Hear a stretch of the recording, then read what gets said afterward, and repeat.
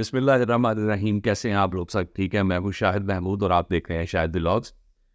Salahuddin Ayyubi, सुल्तान Salahuddin Ayyubi के बारे में हम उनकी जो शान उमरी है उसके बारे में डिस्कस कर रहे हैं। पिछले तकरीबन 7 पार्ट्स कंप्लीट हो चुके हैं और आज उसकी 8वीं किस्त है।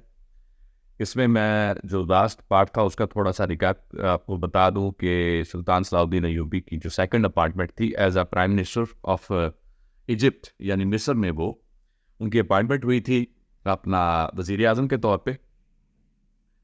ये अपॉइंटमेंट हुई थी उनकी 22 साल की उम्र में, जब उनके चचा जो थे जो असदुद्दीन शेर को उनकी विसाल हुआ, उनकी वफात हुई, तो उनको उनकी जगह पे सलाहुद्दीन अय्यूबी को जो है ना वो बना दिया गया।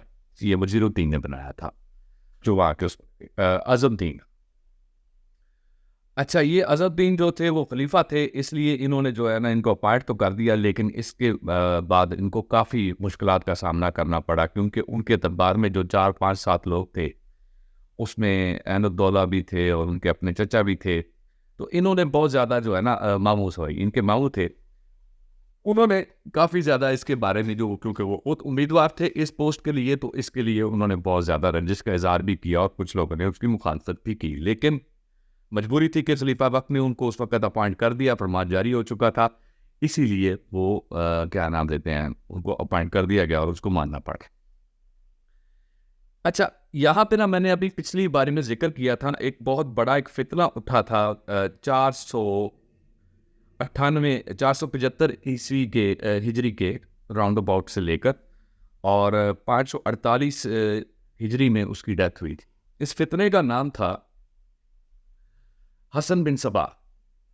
हसन बिन सबा एक, मतलब नाम से तो जाहिर है आपको भी पता होगा ये मुसलमान था, लेकिन बाय नेम मुस्लिम था। ये वो शख्स था कि ये पैदा हुआ इसने, मैं इसके पहले कारनामे आपको बता दूं, फिर इसकी डिटेल्स में जाते हैं फिर बाद में, कि ये सरकार अलैहिस्सलाम का इरशाद ग्रामी है कि क़यामत आने तक तकरीबन कम अज़ कम, जो मेरे नॉलेज के मुताबिक, कम अज़ कम 30 जो हैं वो काज़िम नबूवत के और जो है ना वो पैदा होंगे, और उन्होंने जो है ना इसके बारे में पेशगोई कर दी थी। तो ये उन्हीं में से एक था हसन बिन सबा। हसन बिन सबा जो बेसिकली ना ये खुरासान का शहर था तूस, वहाँ पे पैदा हुआ। अब खुरासान के तूस शहर में जब ये पैदा हुआ तो इसका जो बाप और दादा थे पिछले, ये भी गैर मजहबी थे, मतलब इनके अंदर बहुत ज़्यादा फितना परस्ती थी, तो इसके खून में ये शामिल थी। इंसान के खून का बड़ा असर होता है उसकी पर्सनैलिटी पे, और इसके ऊपर तो खैर अब तो साइंस की रिसर्च भी आ चुकी है, खैर मैं उस तरफ नहीं जाता। ये बड़ा ज़हीन था, अपना इंटेलेक्चुअल इन दैट सेंस कि ये स्टडीज़ में बड़ा शातिर और बड़ा तेज़ था, और इस मामले में जो है ना वो रियाजी वगैरह और इसके इल्म फ़ल्कियात वगैरह के काफ़ी इल्म इसने हासिल किए। इसके जो क्लास फेलोज थे ना, उनमें थे एक फ़ारसी शायर, बहुत मतलब मशहूर शायर गुजरे हैं, उमर खयाम, वो इसके क्लास फेलो थे। और दूसरे बहुत बड़े नामवर सियासतदान गुजरे थे, निज़ामुल मुल्क टूसी। ये निज़ामुल मुल्क टूसी जो थे ये वज़ीर आज़म थे उस वक़्त मिस्र के खलीफा के, बादशाह के।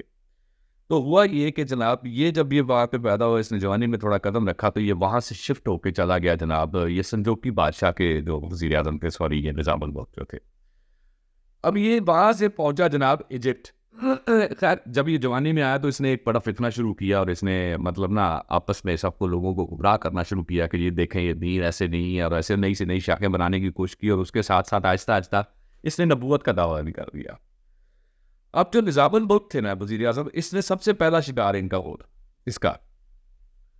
अब उनको क्या किया, इसने वर्गलाने की कोशिश की कि अगर मैं वज़ीर आज़म को ही अगर अपने हाथ में कर लूँ तो डेफिनेटली नीचे वाली जो रियाया है वो तो उसको तो मतलब काबू करना कोई मुश्किल नहीं है। तो अक्सर लोग जो फितना परस्त होते हैं तो हमेशा वो ये करते हैं कि वो अपवर्ड्स ऊपर से स्टार्ट करते हैं। आजकल आपने एक फितना सुना होगा पाकिस्तान में भी, वो कासिम नाम का जो शख्स है, तो जनाब उसके बारे में वो एक दाढ़ी वाले मसरूफ़ हैं, मुझे तो उनका नाम भी अब याद नहीं है, खैर वो जनाब दावा कर रहे हैं जी कि कासिम साहब जो है ना इस वक्त वो हैं इमाम महदी हैं, और फिर वो क्या कर रहे हैं, उस वीडियो में वो बता रहे हैं जी कि मैं आर्मी चीफ को कहता हूँ कि इनके हाथ पर बैठ कर लें। समझ आई आपको बात की कि ये इनका हदफ जो होता है ना, ये आम लोगों से हटके फिर ये इतने पक्के होके और इतने कॉन्फिडेंट होके करते हैं कि अगर आर्मी चीफ अगर बैत कर लेगा तो क्या होगा, उसके बाद ये होगा कि डेफिनेटली नीचे वाले लोगों को तो मुतमन करना कोई मुश्किल नहीं है, फिर ये सारी वो डिसेंडिंग ऑर्डर में जो भी है ना लोग आते हैं वो उसके साथ कन्विंस करना ईजी हो जाता है। तो ये अक्सर लोगों की आदत है, ये फितना प्रस्तों की आदत होती है कि वो अभी वीडियो में ये कह रहा है जी कि मैं पाकिस्तान के आर्मी चीफ को ये कहता हूँ कि उनके हाथ में बैत कर ले। वो लाहौर में आ चुके हैं इमाम मेहदी, मतलब बड़ी फजूल सी हरकत है ये और जाहिलाना हरकत है। उसको दीन का कुछ इल्म भी नहीं है कि हज़रत इमाम महदी के बारे में, सरकार अलैहिस्सलातु वस्सलाम के क्या शहादात गिरामी के। तो खैर ये भी मतलब मैं मिसाल अब ये दी कि ये करंट सिचुएशन में चल रही है, जो हाल में चल रही है इन दिनों में। खैर जी, ये जब वहाँ पे इसने निज़ामुल मुल्क को जब अपने हाथ में करने की कोशिश की, तो वो definitely he was an intellectual person, वो सियासतदान बड़े ज़ीरक थे। तो इस मामले में उन्होंने उसकी मुखालफत जब शुरू की और उसकी पांडा फूटा, तो ये रातों रात वहाँ से निकला और इजिप्ट आ गया जी। मिस्र में आने के बाद इसने क्या किया, मिस्र में आने के बाद इसने ना अपना काम शुरू किया। इसने एक बड़ी टेक्निक इस्तेमाल की और ये टेक्निक आप लोगों के सामने मैं इसलिए खुल के रख रहा हूँ कि आजकल के दौर में भी इस तरह के फितने लोग इस्तेमाल करके लोगों को बेवकूफ़ बना भी लेते हैं। तो इसको ज़रा गौर से सुनिएगा। अब उसने क्या किया, उसने ये कहा जी, सबसे पहले तो ये दावा किया कि जनाब मेरे ऊपर ना नबूवत मैं नबी अपॉइंट हो गया हूँ, नाउज़ुबिल्लाह। और मेरे ऊपर जो है ना डेली वही नाजिल होती है, सुम्मा नाउज़ुबिल्लाह। तो जनाब मेरे पास अब अहकामात इलाही आना शुरू हो गए हैं डायरेक्टली, और उसके बारे में जो है वो मैं लोगों को आगाही देने के लिए यहाँ पे अपॉइंट हो गया हूँ। तो मुझे आप लोग फॉलो करें। बहुत से लोग ऐसे होते हैं जिन्होंने, उनका अकीदा इतना मजबूत नहीं होता उसके बारे में कि क्यों उनके दीन में मतलब ऐसी कोई डिटेल्स उनके पास नहीं होती बेसिक, कि ख़ातमुन नबीयीन क्या कहा जाता है, सरकार अलैहिस्सलातु वस्सलाम को ख़ातमुन नबीयीन क्यों कहा जाता है, इसका मतलब क्या है। और मतलब ये सारा कुछ है, क्योंकि अभी तो कुरान पाक में तो खैर वाज़ेह तौर पर इरशाद हो गया ना कि मा काना मुहम्मदन आबा आदम मिन रिजालिकुम वलाकिन रसूलुल्लाह व ख़ातमुन नबीयीन व कान अल्लाहु बिकुल्लि शैइन अलीमा। और बेशक अल्लाह तमाम चीज़ों का इल्म रखता है। अब इसमें ज़ाहिर बात है अल्लाह पाक ने अपने इल्म के मुताबिक ये फाइनल कर दिया कि भाई दिस इज़ द स्टैम्प, इसको कोई भी निगेट नहीं कर सकता क़यामत के दिन तक या उसके बाद भी। वो तो फिर उसके बाद तो खैर नबी की ज़रूरत नहीं होगी कि नबूवत का सिलसिला चले, क्योंकि वो जन्नत और दोज़ख का मामला चल जाएगा। खैर इसने जी ये कहा कि मेरे ऊपर वही डेली नाजिल होती है और मुझे आप फॉलो करें। तो यहाँ पे ना एक बात मेरे ज़हन में आ गई। तो मैं एक दफ़ा एक डिबेट में बैठा था, जर्मनी से कुछ दोस्त थे, दोस्त नहीं कह सकते कोई, मतलब मैं उनको दोस्त इसलिए नहीं मानता कि वो बड़े बेवकूफ़ लोग थे। मिर्ज़ा गुलाम अहमद कादियानी के ये फॉलोअर्स थे, और उन्होंने जनाब एक क्वेश्चन रखा और हमारी यंग जनरेशन है उसके बारे में भी ये कहते हैं। मुझे नहीं पता मैंने सही कहा या गलत कहा, या आप लोग मुझे बताइएगा। उन्होंने सवाल ये रखा कि जी शाहिद साहब, अगर आप अभी मतलब मौजूद हैं, आप अपनी जगह पे मौजूद हैं, इन एक्चुअल रियल में जेन्युइनली हज़रत जिब्राइल अलैहिस्सलाम आपके पास अल्लाह का पैगाम लेकर आए कि जी हमने आपको नया नबी अपॉइंट कर दिया है, तो आपका रिएक्शन क्या होगा? बड़ा टेक्निकल सवाल है, क्योंकि यंग जनरेशन को तो अक्सर नहीं पता ना इस बारे में कि ये क्या होगा। कहते जी आप सारी वो जो भी है ना, मतलब वेरिफिकेशन पॉइंट ऑफ व्यू से वो वेरीफाई हो जाता है, किसी भी तरीके से आप वेरीफाई करते हैं तो हज़रत जिब्राइल ही हैं और अल्लाह का पैगाम लेकर आए हैं, तो आपका जवाब क्या होगा? सिंपल ये एक क्वेश्चन था। अब मैंने तो स्ट्रेट फॉरवर्डली, ज़्यादा मुझे सोचने की ज़रूरत नहीं पड़ी, शायद मेरे दिमाग में यही बात आई। मैंने उनको कहा, अब यंग जनरेशन में आम कोई इंसान होगा जो जिनके पास नॉलेज नहीं, तो कहेंगे डेफिनेटली अगर ऐसा है तो I have to accept it. तो मेरी सोच ये थी कि मेरे दिमाग में ये फौरन आयत करीमा आई जो मैंने अभी आपके सामने पहले पढ़ी है।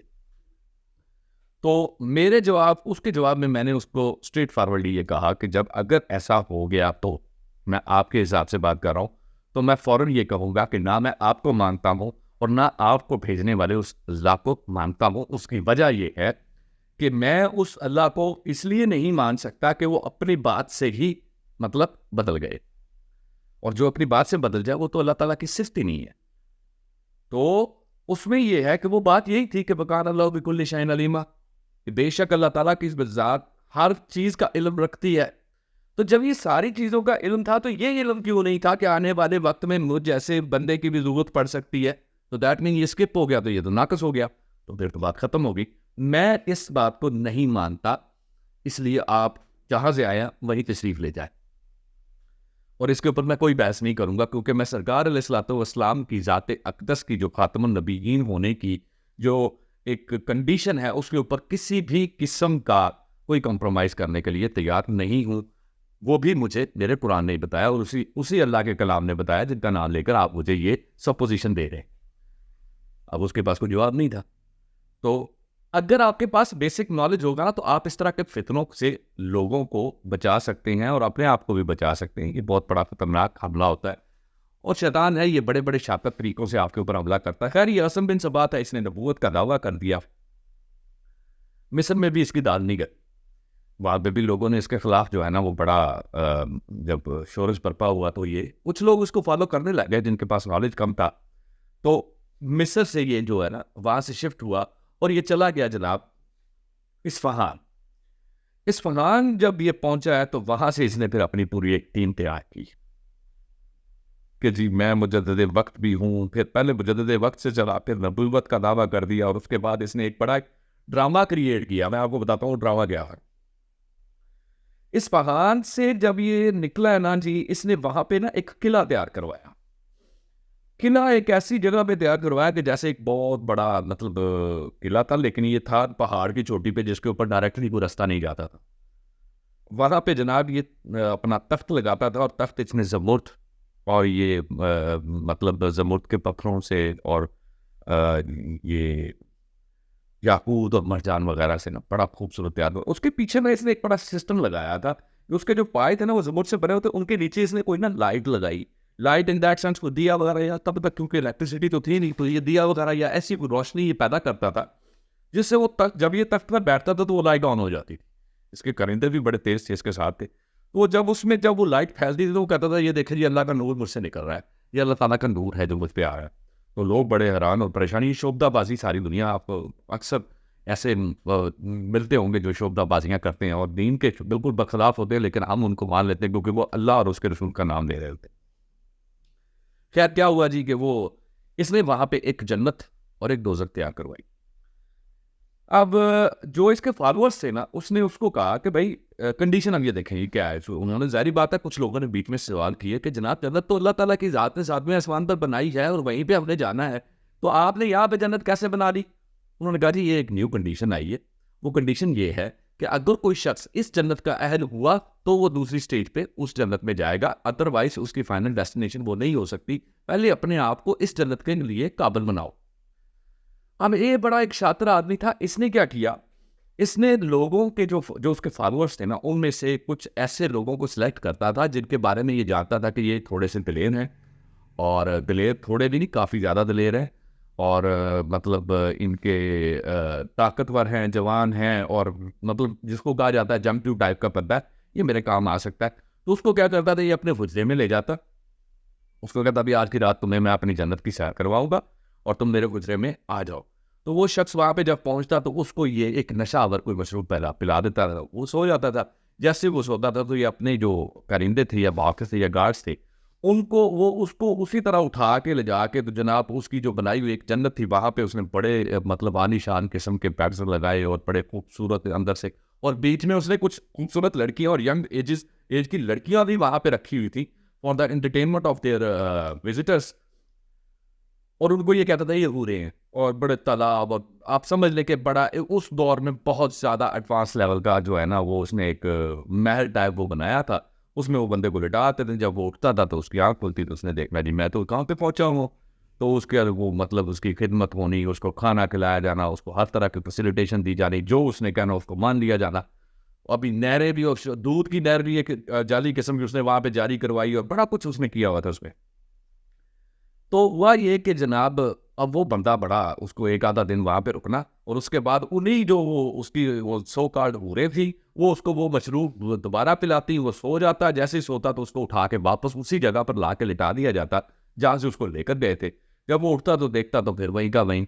तो उन्होंने कहना जी जनाब, उसने कहना वाह जी वाह, ये तो वाकई बहुत बड़ी जन्नत थी जिसकी आपने मुझे सैर करवाई। तो उन्होंने कहा देखो मैं तुम्हें ख्वाब में मैंने दिखा दिया और तुम विजिट करके आए हो, तो अब ये बताओ कि तुम्हारा अब यकीन है कि जन्नत है यहाँ पे? उसने कहा जी बिल्कुल है। अब ये नहीं पता था वो है कहाँ पे, वो बड़ी उसने हिडन एरिया में रखी हुई थी। खैर, अब बंदा जनाब उसकी बातों में जब वो देखता था कि पूरी तरह से मेरी बातों का कायल हो गया, तो उसने कहना जी कि अब मेरे लिए क्या हुक्म है? तो उसने कहना जी ये काम करो कि अपने आप को उस जन्नत में दाखिले के लिए कायल करो, अपने आप को काबिल बनाओ, मैं फिर तुम्हें उधर उसकी तरफ भेजूंगा, फिर ले जा सकता हूँ। उसने कहना जी कैसे काबिल बनाया जा सकता है?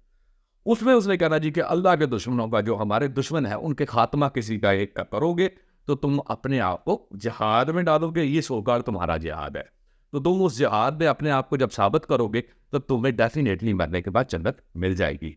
वो शख्स उस नशे में है, उन हूरों के नशे में, और वो जनाब वो लग्जरी जो देख आया, तो वो उसके लिए कुछ भी करने के लिए तैयार हो जाता था। अब उसको क्या किया जाता, उसको कोई हथियार दिए जाते और किसी शख्स का नाम बताया जाता कि फलां शख्स जो है ना हमारा दुश्मन है, और ये जो मैं आपको बता रहा था, ये खलीफा जो हैं अपना ये नूरुल मुल्क जो थे, सॉरी नाजिमुल निज़ामुल मुल्क जो थे तुलसी, इनको भी इसी तरीके से उसने कत्ल करवाया। अब क्या होता था कि इस तरह के बड़े लोगों को जिनके साथ उसकी दुश्मनी बढ़ जाती थी, जो इसके खिलाफ उठते थे और जिनको पता था कि ये झूठा है, तो उनको मरवाने के लिए इसने क्या करना जी कि ये जो तुम ये खंजर पकड़ो और किसी तरीके से जाकर जैसे ही उसको कत्ल करोगे, तुम जैसे ही मेरे पास वापस पहुंचोगे तो तुम्हें उस जन्नत में पहुंचा दिया जाएगा। अब बंदा जाहिर बात है, उस एक तो उसके पास अकीदा कम, और ऊपर से उसके नज़र में वो एक सो कॉल्ड नबी है और नबी का हुक्म है, और उसके बाद जन्नत भी देख ली। वो इस तरीके से माइंड को कैमोफ्लेज कर देता था कि किसी भी इंसान की अकल जो है ना, वो जिसके पास इल्म नहीं था या नॉलेज नहीं होता था दीन का बेसिक, उसकी अकल माउफ हो जाती थी। और वो क्या करता था, उस नशे में जाकर जनाब उस शख्स को कत्ल करना। तो वहाँ पे दो पॉसिबिलिटीज़ होती थी, या तो जिस शख्स को कत्ल किया जा रहा तो या उसके मुहाफिज या वो खुद उसको मार देता उस शख्स को।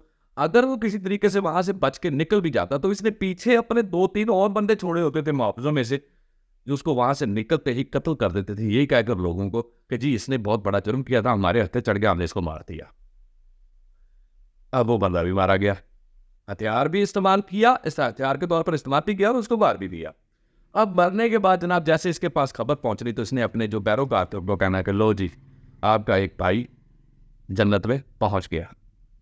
तो जिस जन्नत की वो बशावत खुद दे रहा था, तो उन लोगों को भी उसने दिखाया कि मैंने उसको वो वहाँ से वो कराया था, तो वो वहाँ पे पहुँच गया है। तो अगर किसी को ख्वाब में वो आकर इतला भी दे तो मुझे ज़रूर बताना, वैसे तो मैंने देख लिया। अब लोगों का अकीदा बड़ा पक्का हो जाना इस बात पे कि क्या बात है जी, उसने इतना बड़ा मुकाम हासिल कर दिया और फलां ढिमका।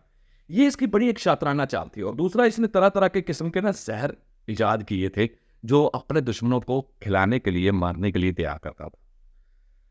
खैर ये इतना बड़ा फितना था कि 1540 में ये खैर एक बीमारी से एड़ियाँ रगड़ रगड़ के मर गया, और ये फितना दुनिया से चला गया। लेकिन इसके पैरोकार अब भी दुनिया में मौजूद थे। उसमें एक था बातक, बड़ा बुजुर्ग माना जाता था, शक्ल से बड़ा जनाब वो पुरनूर चेहरा और लंबी दाढ़ी, हाथ में तस्बीह और जनाब हर वक्त अल्लाह अल्लाह करने वाला। लेकिन अंदर से वो जो बारबक था, वो ये हसन बिन सबा का फानवर था।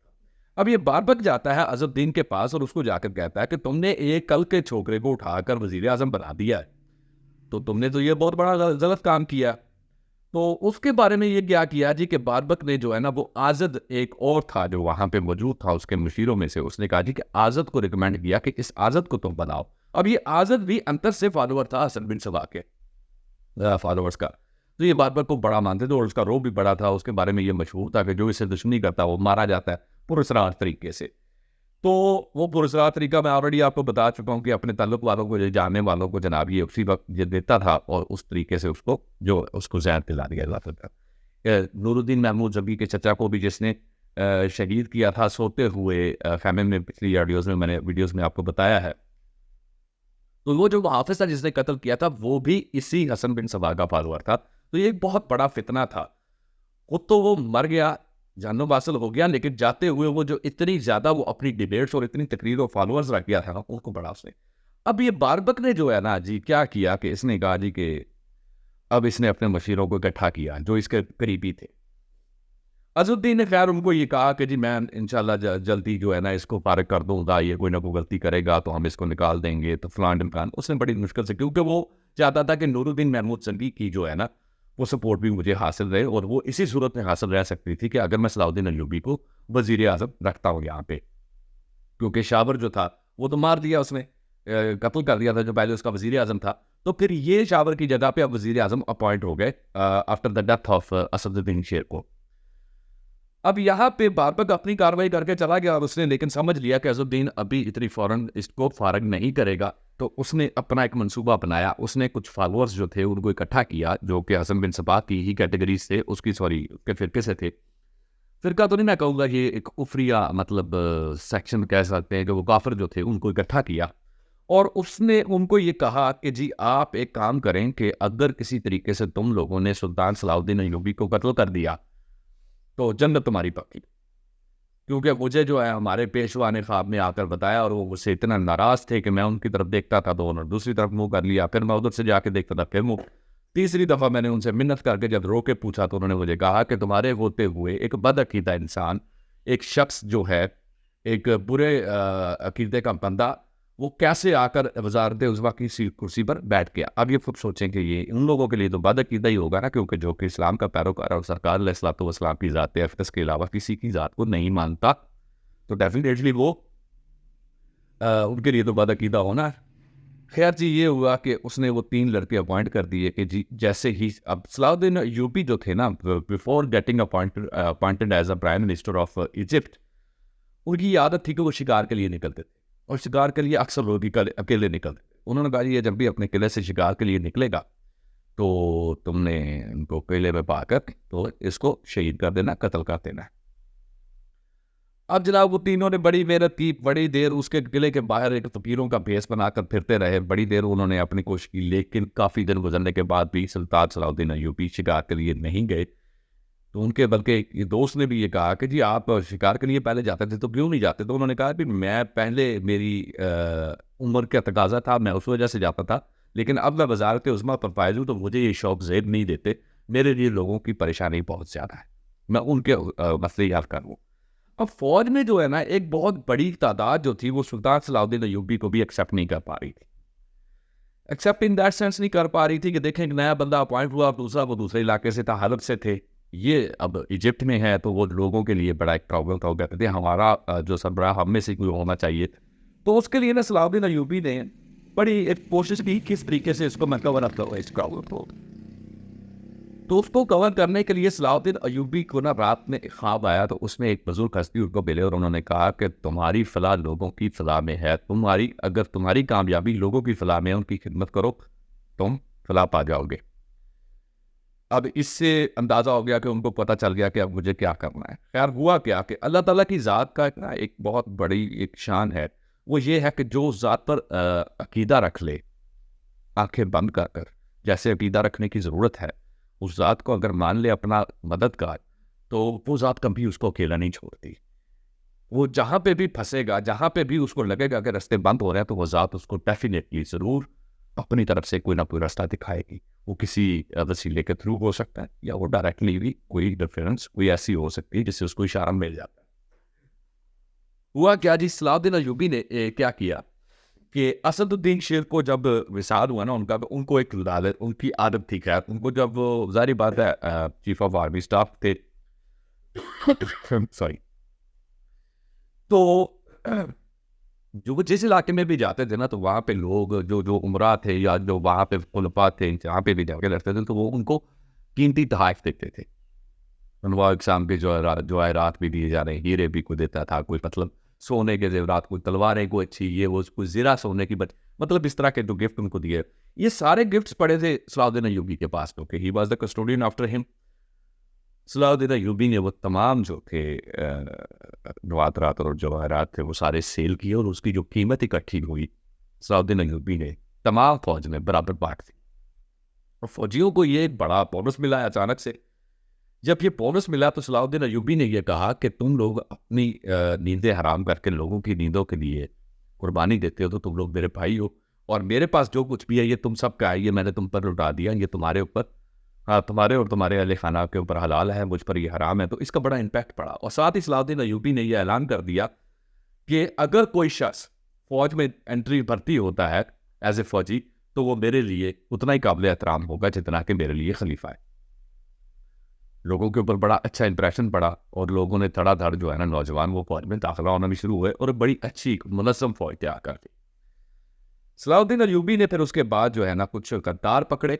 गद्दार क्या थे इन दैट सेंस कि कैसे अज़ाउद्दीन को उन्होंने फिर उसकी गार्ड्स चेंज किए और अज़ाउद्दीन को कैसे उन्होंने बचाया, और शावर की क्या क्या साजिश थी मरने से पहले, उसकी डिटेल इंशाल्लाह मैं नेक्स्ट वीडियो में आपके साथ शेयर करूँगा। तो ये हसन बिन सबा का एक मुख्तसर सा तारुफ था। अगर ज़िंदगी ने मौका दिया तो इस फितने के ऊपर मैं इन डिटेल अलग से वीडियो बनाऊंगा और आप लोगों को क्लियर करूँगा कि ये क्या था। तब तक के लिए अपना और अपने अहल खाना का ख्याल रखिएगा, दुआओं में याद रखिएगा, और इस चैनल को सब्सक्राइब किया करें, हमें हमारी वीडियोस को लाइक करें, शेयर करें। यही आपका कंट्रीब्यूशन हमारे लिए काफ़ी होगा, हमारे लिए हौसला अफजाई होगी। Thank you very much. दुआओं में याद रखिएगा। अल्लाह हाफिज़।